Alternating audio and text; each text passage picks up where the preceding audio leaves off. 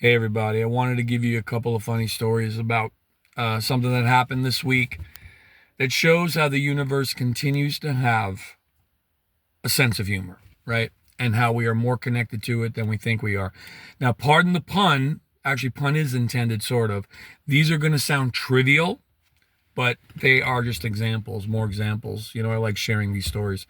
So some of you may know I run a trivia game as a side gig. I run a trivia game 3 to 4 nights a week where I'm like a trivia DJ, where I ask a question, I read it out, play a song. The song is always connected to that question, whether it's a hint or it's just something to do with it, right?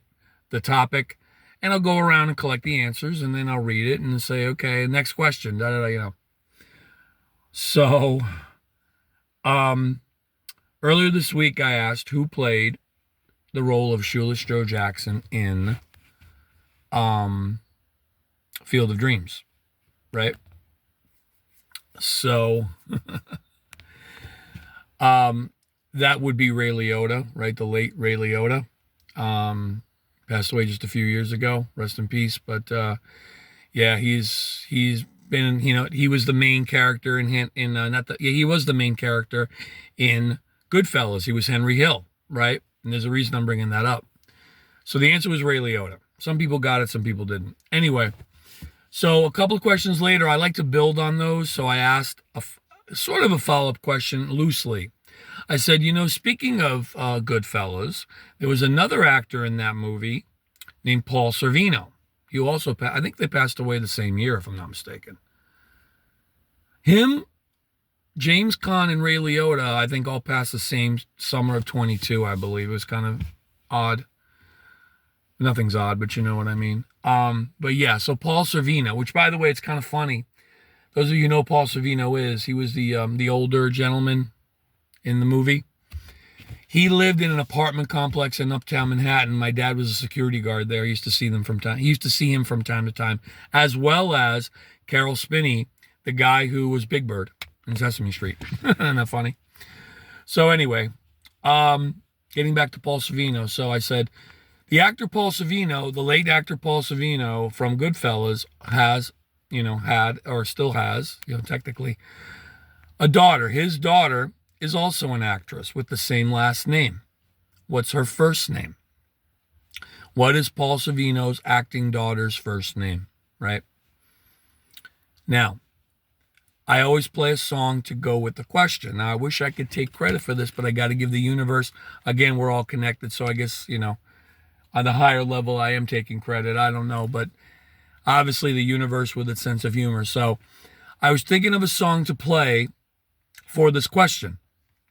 Goodfellas, Paul Sorvino, the fact that I'm looking for an actress, right? An actress's name. So I played Frank Sinatra because I think of Goodfellas, I think of Frank Sinatra, and I played The Way You Look Tonight. That just happened to be what was on the first one that popped up on my Sinatra search on my hard drive.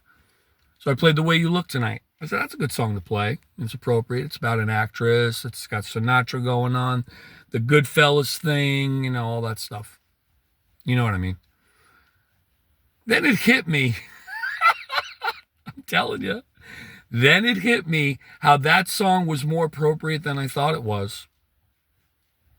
What is Paul Sorvino's daughter's name? All right. Remember, I'm playing The Way You Look Tonight. I'll ask you this. What is the Spanish word for look? What is the Spanish word for look? Mira. Mira. M-I-R-A. Which is her name, Mira Sorvino. Romeo and Michelle's high school reunion. Isn't that wild? I didn't even think about that at the time. I'm like, wow. That song was more related, more appropriate than I thought it was. So, yeah. So that's one story. The second story is something that happened yesterday. So my final question, let me give you a background thing first. So there's a team that plays at one of my gigs who's not in town right now. They're in Connecticut. They go up and down, the Snowbirds. And the head of the team He's a doctor. He's a friend of mine. He always asks me at the end of the night, he'll time it perfectly. He'll say, okay, what was the last question? He'll message me. Okay, what was the last question? The big one. So that's how he usually asks me. That's how he's always asked me. What was the last question? Right?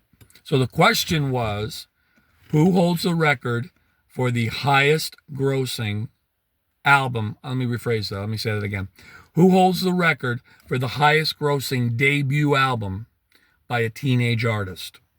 Who holds the record for the highest grossing in sales debut, first album by a teenage artist? Who was that, right? So the answer is Britney Spears. Okay. But here's the funny part.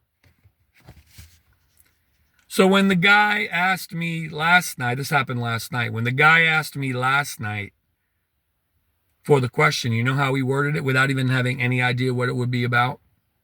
You know how he asked me the question? He said, okay, hit me.